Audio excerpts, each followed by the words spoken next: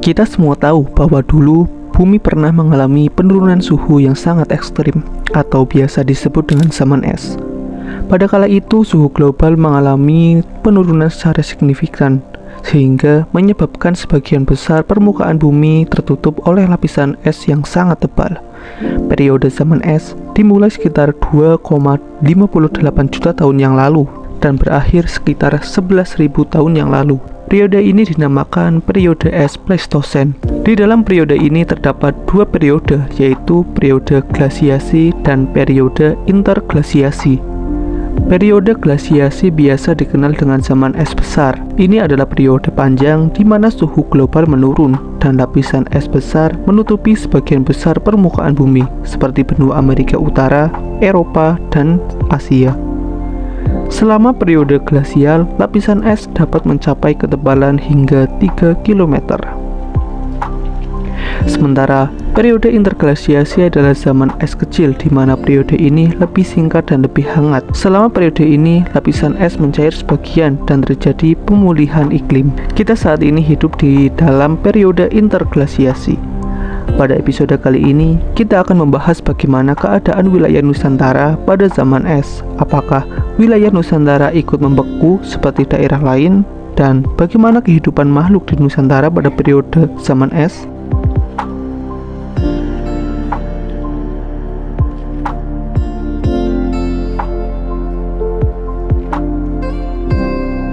Cobalah kalian perhatikan gambar pada peta ini.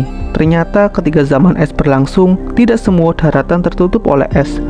Begitu juga dengan bumi Nusantara. Pada saat zaman es berlangsung, wilayah Nusantara tidak tertutup oleh es. Namun, bentuk wilayah Indonesia belum seperti sekarang. Wilayah Indonesia lebih luas karena permukaan laut lebih rendah akibat es yang menutupi sebagian besar bumi.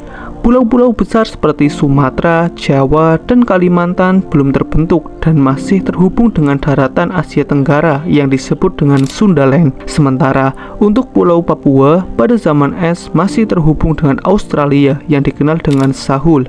Hanya Pulau Sulawesi dan Bali lah yang sudah terbentuk kala itu. Untuk kondisi iklim, kedua benua tersebut pun berbeda. Kondisi iklim benua Sundaland sangat berbeda dengan iklim saat ini. Sundaland memiliki iklim yang sejuk dan lebih kering selama zaman es. Ini terjadi karena volume besar air terperangkap dalam lapisan dalam es kutub yang menyebabkan penurunan permukaan air laut dan perubahan iklim global. Pola pergerakan angin muson pun mempengaruhi musim di Sundaland yang membawa angin lembab dari Samudra Hindia dan Pasifik yang membawa hujan musiman. Pergerakan angin muson selama zaman es lebih rendah karena pergeseran iklim global sehingga curah hujan ketika zaman Pleistosen di Sundaland sangat rendah. Hutan hujan tropis yang ada saat ini dahulu tidak ada karena iklim yang lebih kering yang menjadikan hutan hujan tropis digantikan oleh padang rumput yang luas dan hutan monsun. Hutan tropis tetap ada, namun hanya di beberapa wilayah daratan tinggi dan di sekitar sungai besar. Kemudian, untuk iklim di daerah Sahul sangat bervariasi karena wilayah ini mencangkup daerah yang luas termasuk Australia, Papua, dan pulau-pulau di sekitarnya yang saat itu masih satu daratan. Namun, terdapat perbedaan besar antara iklim yang ada di Australia dan di Papua. Di daerah Australia masih terdapat padang rumput, namun daerah Australia didominasi oleh gurun karena Australia di benua Sahul mengalami iklim yang sangat kering. Bahkan iklim panas ini tetap bertahan selama zaman es. Berbeda dengan Australia yang memiliki iklim kering, Papua memiliki iklim tropis seperti sekarang ini. Hal ini dikarenakan Papua memiliki pegunungan yang tinggi seperti Gunung Jayawijaya yang mempengaruhi iklim ini.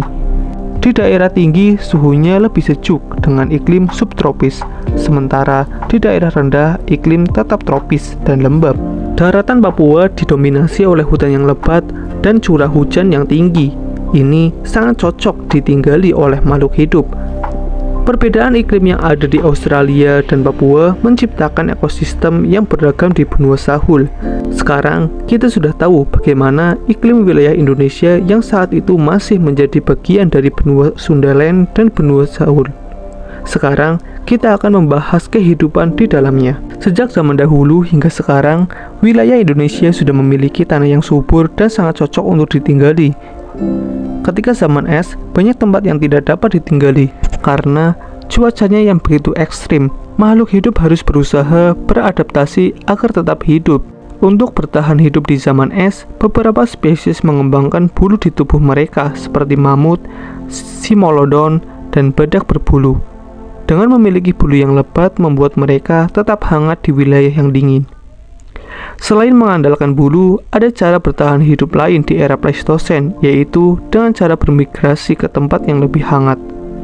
Dikarenakan dari dulu wilayah Indonesia atau yang pada saat itu masih dikenal dengan Sundaland tidak tertutupi oleh es, wilayah Sundaland menjadi tempat migrasi besar-besaran pada masa Pleistosen. Penurunan air laut yang terjadi di era Pleistosen memungkinkan hewan-hewan dan manusia bermigrasi dengan mudah dari daratan Asia menuju Indonesia. Sundaland menjadi koridor penting bagi migrasi awal dari Afrika menuju Asia Tenggara dan Australia.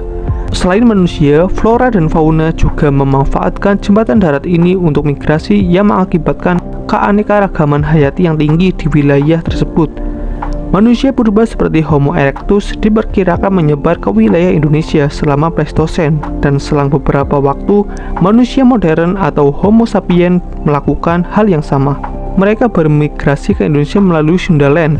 Selain bertahan dari lingkungan dingin yang ekstrim, ada alasan lain yang membuat manusia purba berpindah ke Nusantara. Yang pertama adalah manusia purba hidup dengan mengikuti hewan buruan.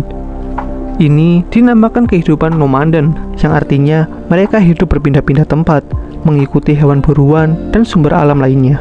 Dan berpindah ke wilayah Nusantara adalah pilihan tepat. Hal ini dikarenakan Nusantara memiliki banyak sumber daya yang melimpah seperti buah-buahan, biji-bijian, dan banyak hewan buruan seperti gajah stegodon, badak purba, kuda nil kerdil, dan banteng.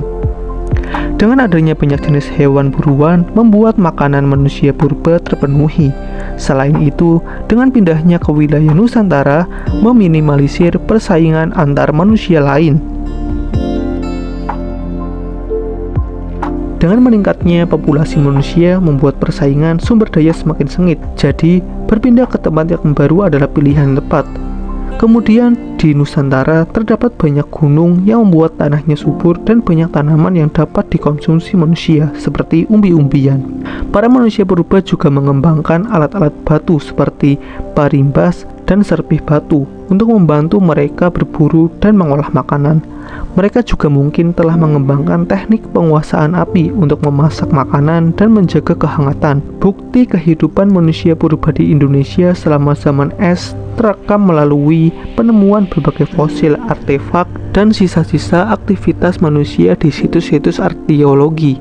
Beberapa bukti utama yang menunjukkan keberadaan manusia purba di Indonesia selama zaman es meliputi: pertama, fosil Homo erectus di Sangiran. Situs Sangiran di Jawa Tengah merupakan salah satu situs arkeologi terpenting di dunia yang memberikan bukti tentang kehidupan manusia purba pada masa Pleistosen. Fosil Homo erectus berhasil ditemukan pada tahun 1891 oleh Eugen Dubois di Trinil, dekat Sungai Begawan, Solo, Jawa Timur. Fosil ini dinamakan manusia Jawa dan merupakan salah satu penemuan fosil manusia purba paling penting di dunia. Kemudian yang kedua ada Gua Sampung. Gua ini terletak di Jawa Timur. Gua ini menunjukkan bukti keberadaan manusia purba melalui penemuan artefak batu dan sisa-sisa makanan. Selain itu, di gua ini juga ditemukan alat-alat batu dan fosil fauna. Ini menjadi bukti bahwa dulu manusia purba tinggal di dalam gua-gua, dan masih ada banyak lagi.